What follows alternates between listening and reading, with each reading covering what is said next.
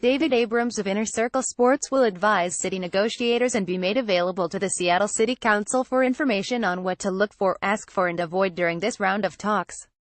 There has been justifiable concern about the city of Seattle negotiating the best deal possible when it comes to a private company renovating key arena for NBA and NHL teams. After all, the city is in a unique position, with two groups offering to build a modern winter sports venue with private funds. Most cities never have one group offer that, let alone two, as with Oakview Group OVG pledging to renovate Key Arena and Chris Hansen's proposed new facility in the SoDo district. So, it's important the city not blow it on the negotiation front. To avoid that, the city's legal department has retained New York-based sports consultant David Abrams of Inner Circle Sports to advise its negotiation team on the pending deal with OVG. Abrams has a 3-decade personal history as an investment banker specializing in sports venues and leads the boutique ICC Firms division that deals with funding, negotiation and development plans for stadium and arena projects. So, he'll advise city negotiators and be made available to the Seattle City Council for information on what to look for, ask for and avoid during this round of talks. Then, as a further backstop, the council itself is seeking its own independent consultant to review the Memorandum of Understanding MO negotiated between OVG and the city. The council has asked Mayor Ed Murray that the MO draft be completed by September 12 so that it can hold at least one public meeting before voting on the package. But that September date won't be the first time the council gets an idea about MO contents.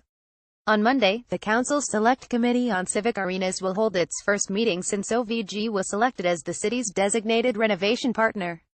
The committee, co-chaired by council members Deborah Juarez and Bruce Harrell, will help give the council input during negotiations.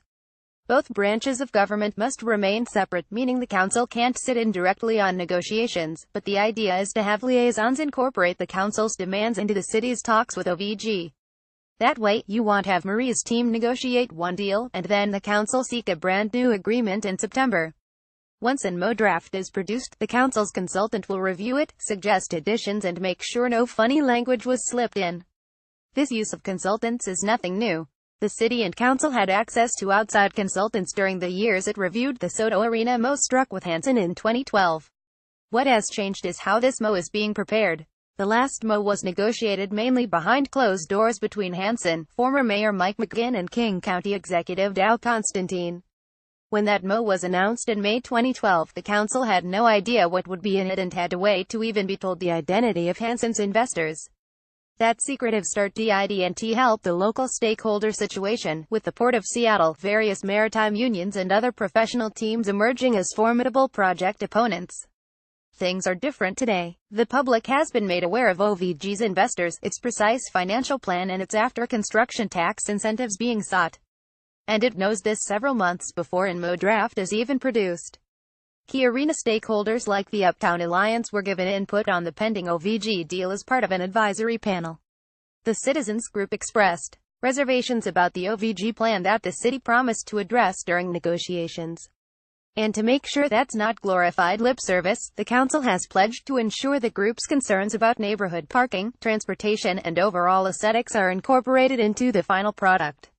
This won't appease all Key Arena project critics, nor should it.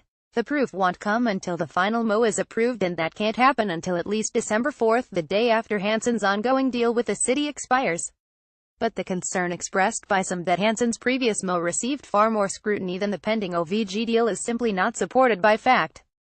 By any objective measure, the OVG plan has undergone far more public scrutiny before an MO is even drafted than Hansen's deal had received by its May 2012 unveiling.